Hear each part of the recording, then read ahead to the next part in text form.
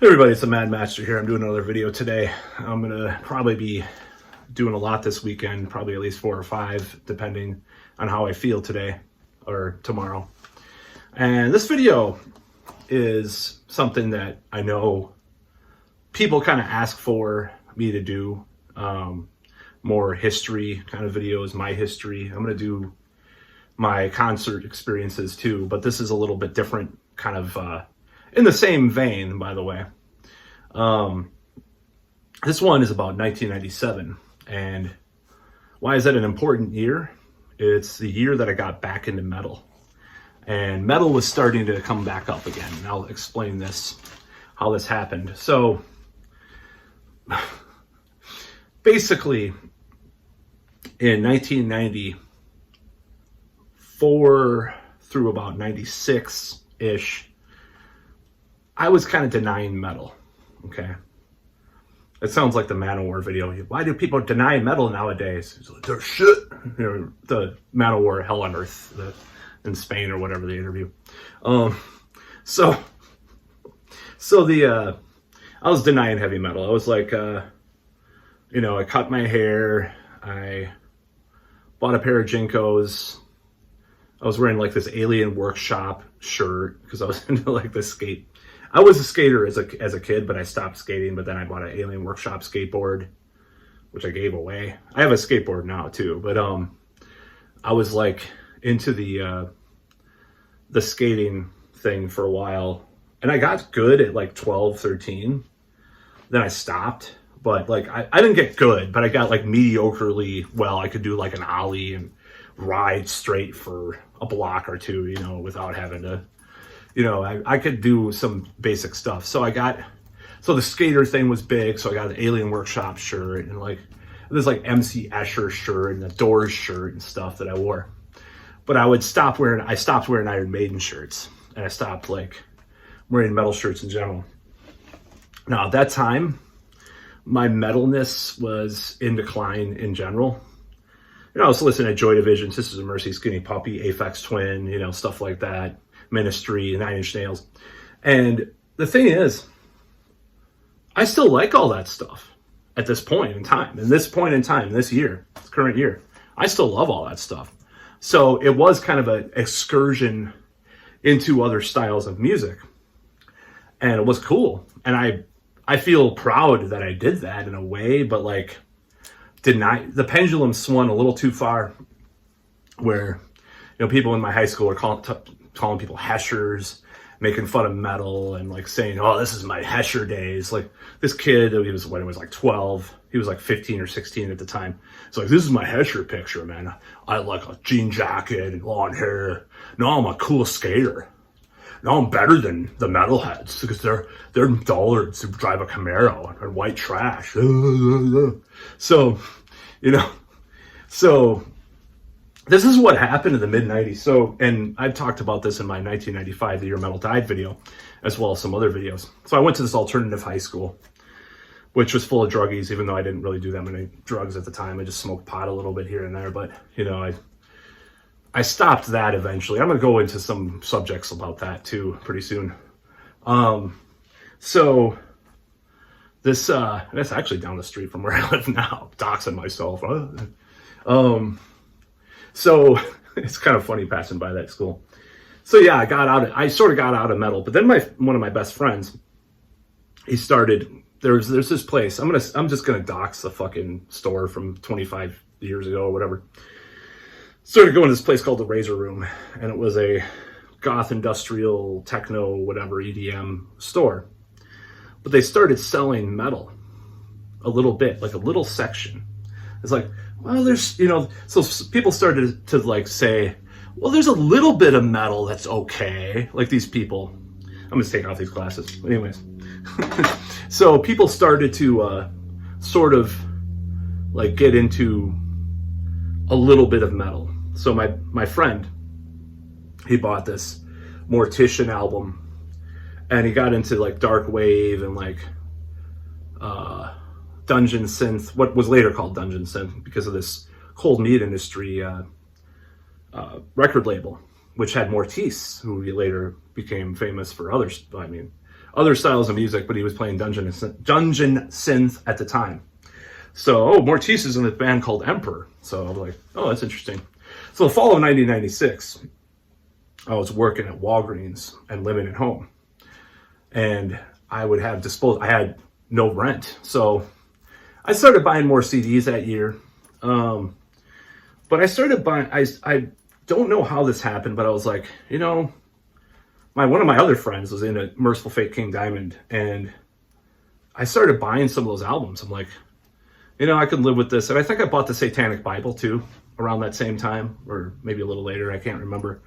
But I was like, oh, it's not that bad, I'm not brainwashed, because I used to watch the 700 Club every day, and I was like scared of satanic stuff for a while. Threw away all my Misfits and Danzig and stuff at one point, which is pretty fucking ridiculous, but it was like OCD, whatever, autistic kid stuff, but whatever that I did. But so anyways, this jam, what people like about my storytelling is that I jam a bunch of crazy shit in one sentence. Like, whoa, what? They like have to think about it and they laugh. But anyways, and then I was like, yeah, it's pretty cool stuff, and it was like alternating between that and Aphex Twin's Ambient Works Volumes 1 and 2. And in my house, they got the floors redone, so I was sleeping in the living room for like a week, and I had this Merciful Fate Time album, and then I just remember alternating those three albums, Merciful Fate Time and like Ambient Works Volumes 1 and 2. And then there was like this floor guy that knew about all this industrial stuff we were talking about.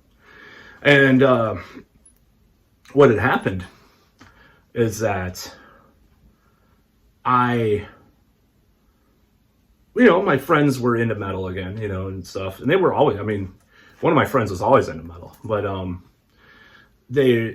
I was starting to hang out with him more because we had kind of lost touch in high school, because I was a mute for a while, like had, verbal troubles or whatever. I was basically a mute.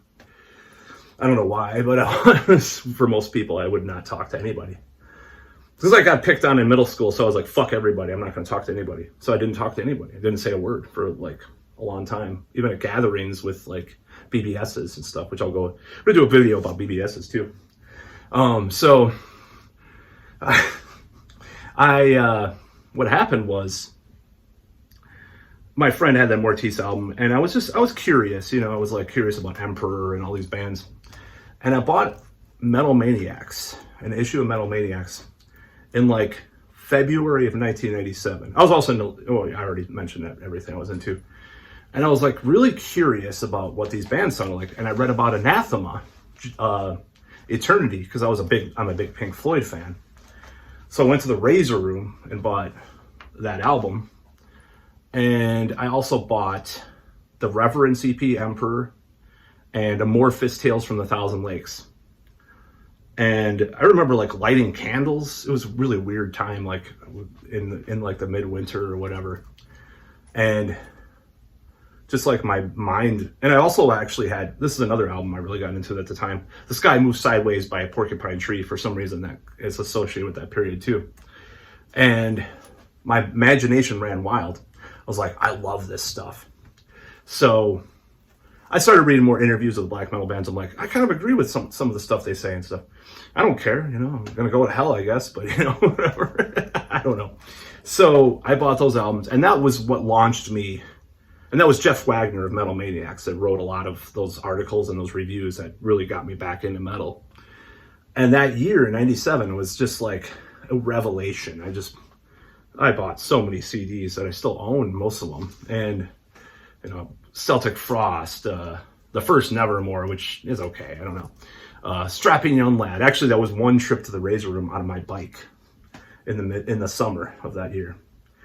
And then that fall was the power. Well, I got a lot of different types of stuff, but the power metal thing really happened in the fall, because I got into Walls of Jericho Halloween and like Keeper of the Seven Keys Part 2, which I ordered from this record store that's still around today. And they got it overnight somehow. And it was really weird. I ordered a lot from this place called RAM Music, RAM Music. It was from Westfield or West, or a Milwaukee suburb. I forgot which one, but I ordered that, a lot of, and then from Impulse Music in Roselle, Illinois, these two places. You would what you would do, these blind. This is actually, I should addendum this to cut that off. Okay, so I'm gonna say, I read about Blind Guardian, and it was actually Samoth from Emperor that was like talking about Blind Guardian and like this listening list of bands he was listening to. And then Jeff Wagner talked about Blind Guardian in this like prog magazine or some shit, or some like other non-metal magazine, which is kind of funny. And I put the two and two together. I was like, I like escapism in metal. I'm sick of all this like, 90s like realistic, or political sometimes, or we're all depressed, we're all on heroin, so we're depressed, it's the 90s. I want to hear some J.R.R. Tolkien metal. So I ordered Tales from the Twilight, another Tales album. Tales of Mystery and Imagination is another one by Nocturnal Rites. It's a fucking classic album. I love that album. Got me in a shred pretty much. So I bought from Ram Music near Milwaukee, and I live in Madison. This is just, this kind of holds in, or I lived in, well, I'm not going to say more. I already say where I live. So I ordered this album, Tales from the Twilight World. And it was February, so it was an overnight. A lot of times it would take 1 or 2 days. It's almost like Amazon in a way, like you get it in 1 or 2 days, but it was just like because it was from Milwaukee. So this guy, I talked to the guy on the phone several times too about music and stuff. It was pretty cool. We were talking about Halloween's Chameleon at one point. He's like, I love Chameleon. And I ordered it from him, and then I like it too. So it was February, I'm just going to say February, I believe it was February 2nd, 1998. That Tales from the Twilight World came in the mail. And I put it on my mother's stereo in her bedroom. It was like on a Sunday or something. Like, I'll have to look like what day that was. I believe it was like I don't know why it was delivered on a Sunday, or maybe it was a Saturday. It was nice out, and there was snow on the ground, but it was like nice, like it was, sunny and stuff. And I put it in there. I'm like, 3 minutes later, from the first song, I was in love. It changed my life. Like the vocals and just like the way the song was put together, it was amazing. And that was just like, that sealed the deal for me. And then earlier, the Emperor Anthems album came out, and I bought all that stuff, and I got into that. I was scared of Mayhem at the time for some reason. I don't know. I was a little scared of Mayhem because I had a dub of Demetrius for years, but I don't know I don't know if I listened to it that much. I was just scared of all this. I don't know. I was still kind of grossed out by everything, even though I love Dissection for some reason at the time too. It's funny. But made excuses for that, like you always do. But yeah, so that was like the 2 years I got back into metal, and I grew my hair out again. People made fun of me downtown a little bit. This guy that worked at Starbucks across the street, he's like, "You have the hair and the shirts." But as I've talked about previously, I had the Trent Reznor thing where I dyed my hair black, and all these gutter goths, and this one girl that lived above Walgreens was kind of into me and stuff, and I blew my chances with some of that. But nevertheless, it was I was desirable for a while. I was a sex symbol. I was a late teenage sex symbol. In a way, I was. So it's kind of funny. That's kind of the story about me getting back into metal, and there was a lot of different stuff that happened, and I think I kind of steered clear of dressing metal for a long time, even like the mid 2000s, after I got into like the Neil Strauss game stuff, and like then I started wearing like more like bowling shirts and rockabilly things and blah blah blah, and cutting my hair that a little bit more towards that, and for various reasons, and just it kind of went into different waves of things, but I don't know, that's kind of the story about how I got back into metal in 1997. Because this town that I live in has always had kind of this judgmental thing towards metal, in a way. Like Last Crack is the biggest band, and Luna Mortis are the two biggest bands that come out of this town as far as metal goes. And maybe Killdozer if you count them as metal. But you know, it's like that is kind of the reason, because there was this antipathy towards heavy metal music and how, you know, it kind of drove things in that direction. And you know, but I'm also blessed because it is so eclectic in other ways. So, you know, if someone talked about getting into some other type of music, I would check it out. So it's not like uniformly metal, but you have to kind of work around that, you know. But it kind of sucks because it's never been real metal town. Now there is a bar that is more metal than it was in the past. And see, what happened was these record stores, like the Razor Room, there was another one called Earwax. They would start out punk or goth or whatever, and then they would get more metal as these things intertwined, you know. Like, I mean, you can hear goth in the second, you know, Irreligious by Moonspell, like, sounds like gothic rock, but just, you know, a little heavied up, you know. A lot of goths hated metal though. Like, I remember one of my friends, these goth girl friends of his, they like went to this Inverness show who had Kim, what's her name, who later joined, was she married to the guy from Children of Bodom or someone? But forgot her last name. Kim Goss. She was in Inverness, this band. And they were like this gothic metal band, and she said, it's cock rock. There's cock rock parts. Like, that was what you insulted metal with back then, even though cock rock is like sex rock. But like some reason, because it's so masculine, it's cock rock. I don't fucking know. It's a bunch of bullshit, of course. So, I don't know. They said a lot of smug things about metal back then. Some of them probably like metal now. It's like, oh, I always liked metal. Yeah, right. Yeah, sure you were. I even saw this guy that used to make fun of Heshers, a friend of mine, that I saw some of his, like, on social media, like he was going to go to this metal show. I was like, dude, what the fuck, man? I'm sorry. I don't think he watches these videos. Nobody I know watch, you know, a few people I know watch these videos, but not a lot of them for some reason, but whatever. I don't really publicize this channel on my social media all that much, but lately, especially because of the divide between some of the recent political events that I've had some questioning on, and got me in trouble and ignored, but not ignored, but, you know, castigated out a little bit sometimes. And, you know, I don't regret it, because at the time, that would be a different video. But, you know, at the time I did feel like things were going a certain direction, which scared the shit out of me. And I'm sorry, you know, I'm not sorry.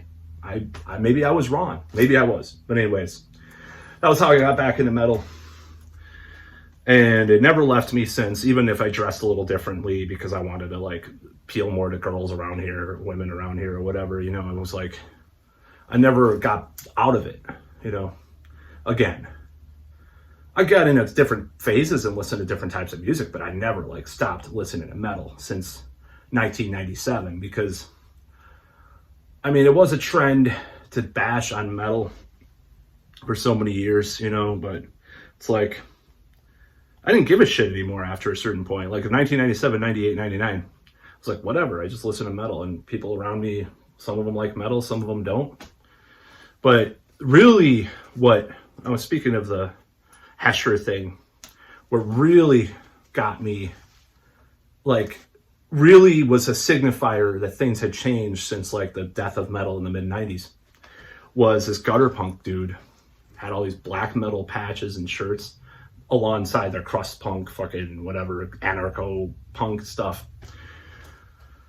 That was, and, you know, black metal and metal are two different things in many ways, but it was like, oh yeah, I like a lot of that stuff, man. This gutter punk I saw downtown. I'm like, well, 2 or 3 years ago, you would have laughed at a heavy metal band of any type. But now you're all into this black metal, and I love black metal, obviously. I love black metal. I like the new Enslaved even, you know. I like black metal more than death metal, but I don't want to go into the reasons why. Just a lot of the progressive black metal I like more than, like, a lot of death metal. But anyways, I'm not going to go into that in this video. But it's like, I don't want to see it as hypocrisy, but it would, speaking of metal, hypocrisy, dude. But I don't want to see it as hypocritical for someone to have that. What do they used to call it? There used to be a word for it. Turncoat. People that turncoated on metal back and forth, because I did it too in a way, I denied metal. I didn't deny it, like liking it, but I was like, I would keep it in the closet a little bit back in, the mid 90s a little bit. I'll be honest, I did. I mean, I kept it in the closet, the metal thing. And I regret it in a way, but it gave me a different perspective, because when I got back into metal, it was like the pendulum swung so hard against the other side. Like I was like, oh, totally like, because the thing is, in high school, I had this like fear of death metal a little bit. And I would like be like this, I was a little smug about it. I was like, I like grindcore. I don't like death metal. I like Napalm Death and Carcass. Deicide is too unsophisticated for me. Never mind that I used to go to this youth club with one of my best friends in high school. And we saw this Deicide Morbid Angel cover band almost every week for a while, called Lysergic. Calling out names, I don't care. They were amazing. There was like these frat boys that came in and tried to mosh. It was the most violent pit I've ever seen. I've been in a lot of shows. It was the most violent pit. We had to get the hell out of there. It was so crazy. I mean, we didn't get the hell out of there. We just kind of stood back, but it was the craziest pit. I loved seeing that band live, but I was like, oh, I can't commit to listening to them at home. And subconsciously, but because I was such a little Christian weirdo, but in a certain weird OCD way, or autistic way or whatever. But anyways, that's the story about my return to metal music, that happened many years ago now, because it was the times were so good. There was so much stuff coming out, there's just so many bands all over the place, whether it be black metal, power metal, prog, experimental, all sorts of stuff that came out at that time, around that time, and through like 2002, 2003, kind of era. I think that was there was like 6 years of solid. I mean, a lot of those albums came on earlier 90s, but that I liked. But it was like this just wave, and Metal Fest reflected it too. Milwaukee Metal Fest reflected a lot of these new movements coming out. So in my opinion, it came back. Metal died, but it came back. But it was very underground at that point. But it was starting to gain more acceptance. Like I said, like Razor Room, this guy that, ran it, he's like a local industrial goth DJ for a local radio station, like a local independent radio station that was around here, which I'm not going to say, but you can probably look it up. And I think he got, never mind. I'm not going to go into that shit. There was some rumors about him for a long time ago too, but I don't whatever. He was a character, I'll just say that. But he started getting metal, and then later the other big heavier record store was a punk store at first, but Little Metal, their metal section outgrew the punk section easily in like 3 or 4 years. Now they're both closed, but there's still one record store in town that actually has a pretty good metal section. And it was an interesting time to get into that stuff, because I met a lot of people that I'm playing with now in bands, like around that time, like that 6-year period of the resurgence of metal. It was a cool time. And, this thing's got, I bought a lot of import albums, at the time, obviously, because I still buy albums, but like downloading wasn't a thing in 1997, and you'd have to, but you got the CD in the mail or whatever. I wasn't buying records at the time. I still had records, and you opened it up and you looked at the artwork, the Andreas Marshall artwork, and you sniffed it, because I like to sniff them. It's weird. I'm not like, what's her name? Never mind. I'm not going to go into that in this video, but anyways, yeah, that's what, you would look at you read all the liner notes and who's in the band, all the lyrics, and then you would read like the thank you notes, and like, oh, that sounds interesting, My Macon Delta. Oh, I'll check them out. And you try to read about them. On the internet, you could read a little bit about them on the internet at that point, I think, but not as much as obviously later. But you order a CD for $30 that came from Germany and was at Ram Music or Impulse Music. Impulse Music is where I got a lot of stuff later, like 98, 99. So I ordered both, but the guy from Ram Music, I thank him for getting me into all this stuff, because and his ad was in Metal Maniacs and Metal Edge magazines. He had a 1-page ad. You would see all this stuff. You order a catalog. We had some good conversations about power metal, though. And he's like, "Oh, I recommend that," So, but I'm blabbing now. That's about all.